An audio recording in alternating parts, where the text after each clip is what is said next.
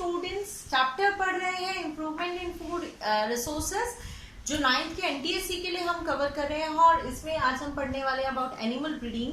और मैं आपको बताऊं, जो एनिमल ब्रीडिंग का टॉपिक है ये 12th क्लास में भी है, तो जो हम पढ़ेंगे वो 12th क्लास के अकॉर्डिंग पढ़ेंगे, क्योंकि एनटीएससी में ये सारा का सारा आपका कवर होता है। सो 12th के students can also take benefit from this. So breeding का मतलब क्या है? ब्रीडिंग का मतलब होता है reproduction, that is fertilisation. So better breed बनानी है या कितने टाइप की ब्रीडिंग हो सकती है वो सारी बात कर रहे हैं। So breeding can be of two type, one is the inbreeding and another is the outbreeding. दो टाइप की ब्रीडिंग पढ़ेंगे, कौन कौन सी? That is inbreeding, yes. So what is inbreeding and another is outbreeding. तो देखते हैं क्या क्या है। वर्ड से ही जाइए, इन ब्रीडिंग, यहीं से वर्ड निकल रहा है इन ब्रीड, यानी कि हमें ऐसे दो एनिमल्स के बीच ब्रीडिंग करानी है जो सेम ब्रीड के हो। तो यहां पर क्या है? बिटवीन। मैं पूरा नहीं लिख रही कि बिटवीन एनिमल्स ऑफ, मैं बिटवीन लिख रही हूं, simple between same breed. Same breed हो, अलग ब्रीड ना हो। ब्रीड का मतलब मैं अपनी लास्ट वीडियो में बता चुकी हूँ। तो मान लीजिए अगर कोई बफेलो है और वो मुर्रा ब्रीड की है, तो जो दूसरा है वो भी मुर्रा ब्रीड का ही होना चाहिए। सो अगर कोई सूरती है तो वो सूरती ही होनी चाहिए, कोई रेड सिंधी है तो दूसरी भी रेड सिंधी ही हो। तो सेम ब्रीड के बीच अगर हम कराते हैं तो उसको इनब्रीडिंग कहते हैं। कब इनब्रीडिंग कहते हैं? जब सेम ब्रीड के साथ साथ एक बात और हो, दैट इज कॉमन एंसेस्टर।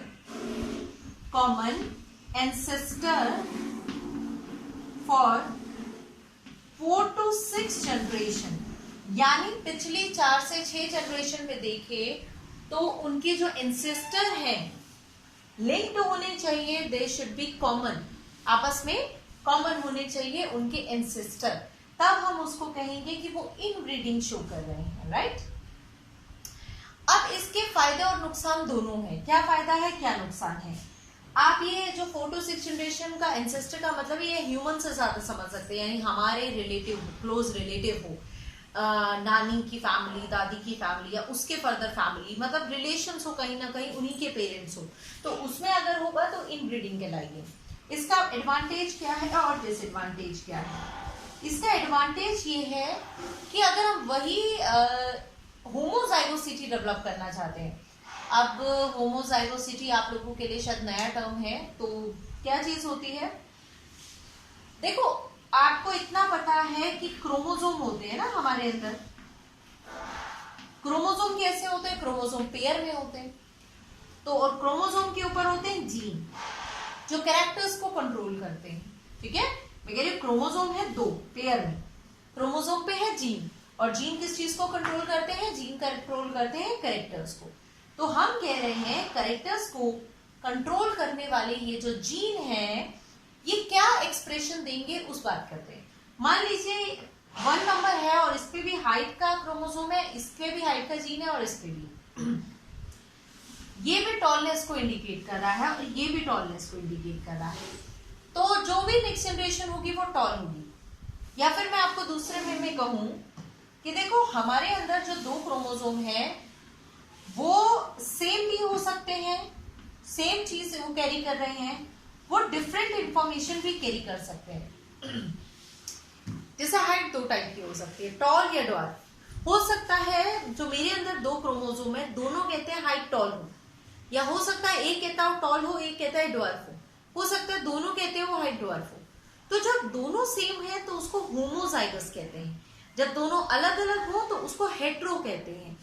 तो अगर हम चाहते हैं कि हमारे जो जीन है वो सेम आए, तो उसके लिए ये बेटर है, that means it increases homozygosity. अगर हम होमोजाइगोसिटी इंक्रीज करना चाहते हैं तो ये अच्छा है, ये उन्हीं कैरेक्टर्स को डेवलप करता है। डिसएडवांटेज, इसका डिसएडवांटेज है that it leads to inbreeding depression. It leads to inbreeding depression. What is inbreeding depression? अगर सेम कैरेक्टर्स को हम आपस में ब्रीड कराते रहें तो वेरिएशन नहीं आएंगे। वेरिएशन नहीं आएंगे तो कई बार ऐसे वो कैरेक्टर, वो बीमारियां जो दबी हुई हैं, जो अब तक एक्सप्रेस नहीं हो रही थी, उन्हीं के बार बार वही जीन आने की वजह से वो बीमारियां भी एक्सप्रेस हो जाती है, वो बीमारी भी डोमिनेंट हो जाती है। तो ये एक प्रॉब्लम है। इसीलिए इनब्रीडिंग डिप्रेशन ये ना, इसीलिए जो मैरिजेस होती हैं इवन ह्यूमन में, वो दूर के रिलेशंस में करी जाए या इररिलेटिव्स में की जाए तो वो बेटर होता है। अदरवाइज क्या है कि कुछ एबनॉर्मेलिटीज के चांसेस होते हैं। तो इसीलिए तो मैंने अब तक आपको पढ़ा है इन ब्रीडिंग, दैट मीन्स हमें ब्रीड कराना है, ऐसे एनिमल्स के बीच में रिप्रोड्यूस करानी है, ब्रीडिंग करानी है जो सेम ब्रीड के हो और इनके कॉमन एंसेस्टर हो। इसका फायदा भी है कि हमें होमोजाइगोसिटी मिलती है और नुकसान भी है कि इन ब्रीडिंग डिप्रेशन होता है। तो ये तो हुआ इन ब्रीडिंग। अब चलते हैं आउट ब्रीडिंग की तरफ। इन ब्रीडिंग की इतनी बात मैं यहाँ पर लिख के छोड़ रही हूँ क्योंकि it will help you to differentiate. अब आउटब्रीडिंग पढ़ते हैं। तो देखिए आउटब्रीडिंग होती है आपकी 3 टाइप की। यहां से लिखना स्टार्ट करते हैं। कौन कौन सी? एक होती है आपकी out crossing, out crossing, right. एक होती है आपकी क्रॉस ब्रीडिंग। आपको मैं सलाह दूंगी इसी सीक्वेंस में याद करना, it would help you. Out crossing, cross breeding. और इसका तीसरा टाइप है that is inter specific hybridisation. Inter specific hybridisation ये क्या है? तीनों का जो तीनों का मिक्सचर है वही आउटब्रीडिंग है। देखो इन ब्रीडिंग में हमने कहा था कि सेम ब्रीड हो पर कॉमन एंसेस्टर भी हो 4 से 6 में। आउट क्रॉसिंग कहती है सेम ब्रीड हो, ब्रीड सेम हो, राइट। तो इन दोनों में क्या फर्क है? इसमें कॉमन एंसेस्टर होने चाहिए और इसमें नो कॉमन एंसेस्टर। इसमें एटलीस्ट 4 to 6 जनरेशन के लिए there should be no common ancestor. ये कहती है आपकी आउट क्रॉसिंग, ठीक है। अब बात करते हैं क्रॉस ब्रीडिंग की। क्रॉस ब्रीडिंग नाम से ही पता लग रहा है क्रॉस, ठीक है। ब्रीड यानी अलग अलग ब्रीड्स के बीच में क्रॉस कराना है। तो ये है between different breeds, between different breeds. Breed तो अलग अलग हो बट सेम स्पीशीज, यानी ब्रीड अलग अलग हो कोई प्रॉब्लम नहीं है पर स्पीशीज होनी चाहिए सेम। यानी अगर एक हमने रेड सिंधी ली है तो दूसरी साहिवाल। क्यों? क्योंकि जो रेड सिंधी है वो भी काव है और जो साहिवाल है वो भी काव है। तो दोनों के दोनों आपकी सेम स्पीशीज की हो वो भी इंपॉर्टेंट है। तो क्रॉस ब्रीडिंग यही होती है। अब अगर 2 अलग ब्रीड को आप कराओगे तो उसका फायदा क्या है? उसका ये फायदा है एक नई ब्रीड मिल जाए। तो जब भी हम 2 ब्रीड्स को कराएंगे तो हमें एक तीसरी नई ब्रीड मिल जाएगी क्रॉस ब्रीडिंग से। आउट क्रॉसिंग का क्या फायदा है? जो नुकसान इसमें था वो फायदा इसमें है, यानी कि आपको सेम ब्रीड मिलेगी। मान लो मैं चाहती हूँ भाई डेवलप को मुर्रा वेराइटी मुझे नहीं बनानी, कोई और नहीं, तो मैं क्यों किसी और के साथ कराऊं? तो यहाँ पर कह रहे हैं डेवलप तो मुर्रा वेराइटी होगी, यानी सेम ब्रीड ही डेवलप होगी और उसमें थोड़े चेंजेस भी आ जाएंगे। क्रॉस ब्रीडिंग में नई ब्रीड डेवलप हो जाएगी क्योंकि 2 अलग अलग ब्रीड को कराएंगे तो उन ब्रीड्स का मिक्सचर यानी एक नई ब्रीड डेवलप हो जाएगी। Then is inter specific hybridisation. ये सुनिए, ये क्या है? बिटवीन